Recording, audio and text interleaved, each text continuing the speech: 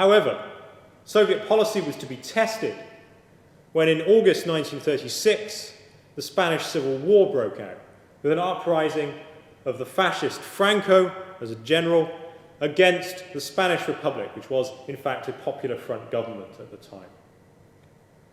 Stalin was faced with a quandary as to what to do about the Spanish Civil War. On the one hand, there was an ideological battle to be had, with the Soviet Union fighting fascism. On the other hand, there were problems. Spain was a very long way away.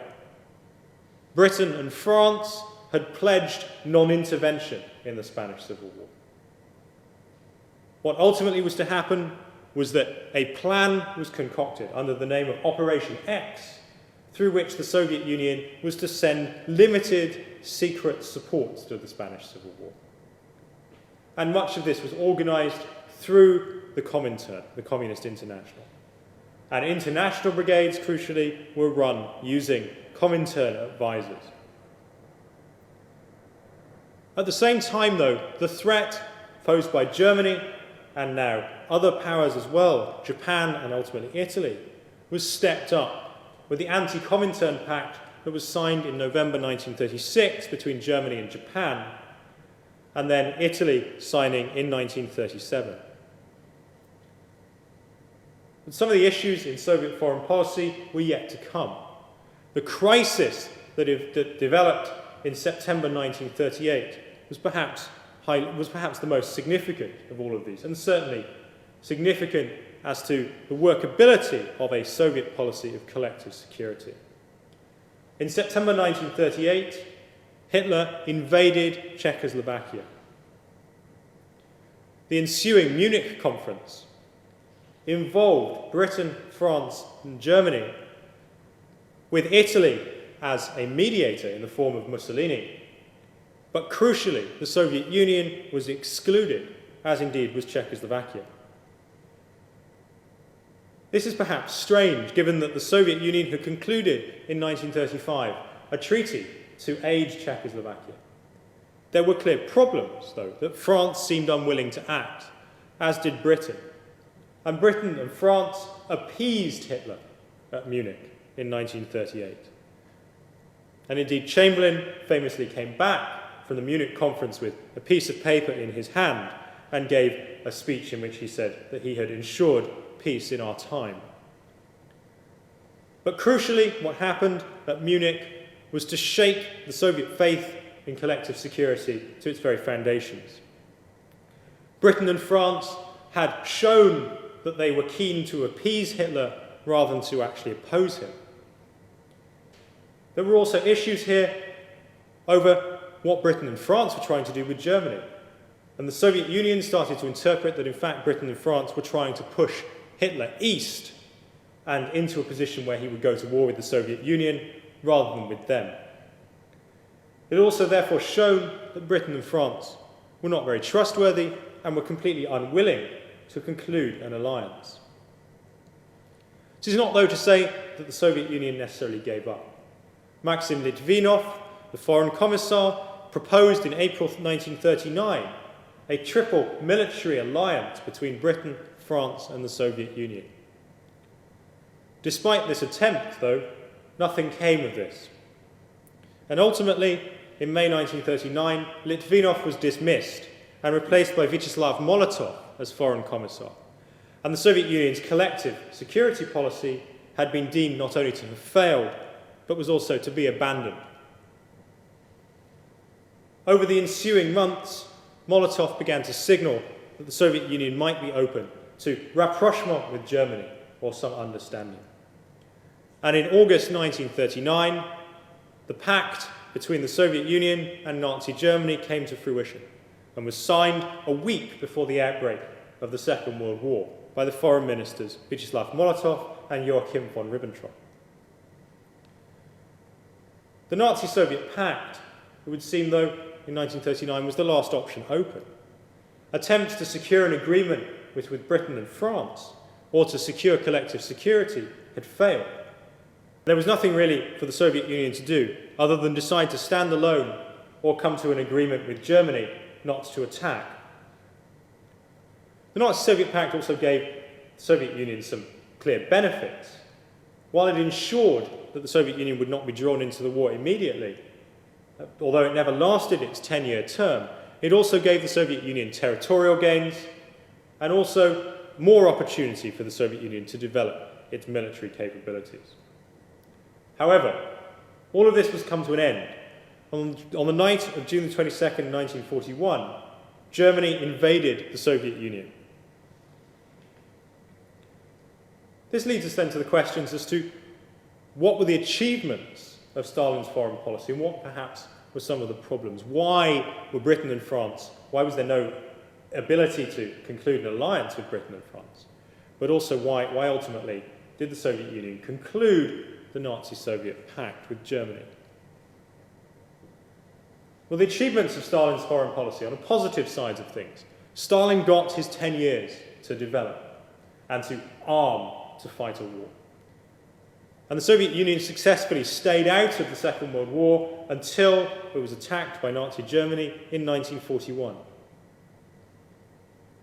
In the intervening time, from 1928 until 1941, the Soviet Union had had an opportunity to build its defensive capacity and to develop its economy. And its economic developments would prove to be crucial to its ability to defeat Germany during the Great Patriotic War. There was also the move within the Comintern towards the Popular Front policy, which healed some, but not all, of the wounds of social fascism, but also led to a consolidated bloc across Europe and globally aimed against the spread of fascism. However, not all of the achievements were necessarily positive for the Soviet Union. In a negative fashion, the policies of the Third Period proved to be, in some cases, too harmful to overcome. Léon Blum, who would become the Premier of France, leading a Popular Front government, would say that he was never able to overcome the fact that the Comintern had labelled him as a social fascist. The Soviet Union was also to find, though, that collective security proved to be unworkable. Because an agreement with Britain and France could not be achieved, the collective security system was never really able to work. There was a lack of support for it. The reasons for this lie in Britain and France's policies as much as in the Soviet state itself. Britain and France were wary about becoming involved in a conflict with Germany too early during the 1930s. They had their own problems to deal with. Britain and France, though, also had concerns about the Soviet Union. They were concerned about whether the Soviet Union would honour her agreement. And certainly what happened in 1938 at Munich raised British and French concerns over whether the Soviet Union would really have come to Czechoslovakia's aid. But Britain and France were also concerned about the Soviet Union's ability to fight. The purges within the Soviet Union had had a profound effect upon Soviet society, but had had a very, very significant effect within the Soviet armed forces, with 75% of the Soviet officer corps having been purged in 1937. The Soviet Union then was not necessarily a credible ally, although ultimately Britain and France were to find that they were allied with the Soviet Union after 1941. This then led the Soviet Union to turn really to its only other real option, which was a conclusion of a pact with Germany in August 1939. As A.J.P. Taylor has said, however one spins the crystal, the Nazi-Soviet Pact is the only possible course that the Soviet Union could have embarked upon. There were problems. It was ideologically extremely problematic. But for the sake of the Soviet Union staying out of the war as long as possible, and therefore for security as a main strand of Soviet foreign policy under Stalin, we can see that, in fact, there is a great deal of pragmatic sense in this arrangement. The Nazi-Soviet Pact fulfilled Soviet priorities. It bought more time for the Soviet Union to continue building its defences.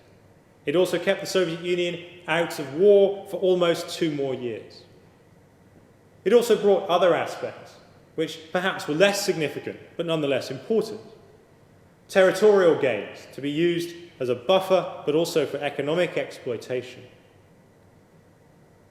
A relationship that involved economic relations with Nazi Germany, which also aided the building of Soviet industry. All of this, however, was to be lost in 1941.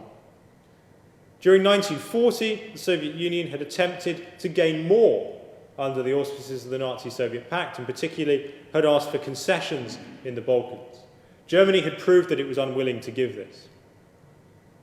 In 1941, when Germany ultimately invaded in June, the Soviet Union was to lose, within almost 6 weeks, all of the territory that it had gained under the Nazi-Soviet Pact. To sum up, though, what we see is a consistent thread in Stalin's foreign policy, born out of his understanding that there would be a war in Europe at some point in the future, but that what he needed to do was keep the Soviet Union out of that war for as long as possible and put her in the best position to fight. But what there is a consistent thread of security. Security becomes, in Soviet foreign policy, particularly after the rise of Nazi Germany, the most important aspect of that policy. World revolution, therefore, becomes increasingly marginalized, particularly after 1939 and the outbreak of war, as the ideas about this war start to shift. Security is always paramount in Stalin's thinking. Initially, the program of collective security is tried. However, collective security rests on the willingness of Britain and France, and also other states, to conclude alliances and agreements with the Soviet Union. That Britain and France were unwilling to do so for their own reasons, but also because they had concerns about the credibility of the Soviet Union as an ally, meant that collective security ultimately proved to be unworkable. At the same time, the failings of the United Nations to deal with the crises of the 1930s also led collective security through the United Nations to be an unfeasible proposition. What ultimately happens then is that in 1939, the Soviet Union, having exhausted all other options, turns and makes a pragmatic move, concluding an agreement that is based around security and staying out of war with Nazi Germany. So ultimately, Stalin's foreign policy is very simple. He wanted to avoid war, and if he couldn't avoid war, to make sure that the Soviet Union was equipped for war. And we see this constant thread throughout this process in the interwar years.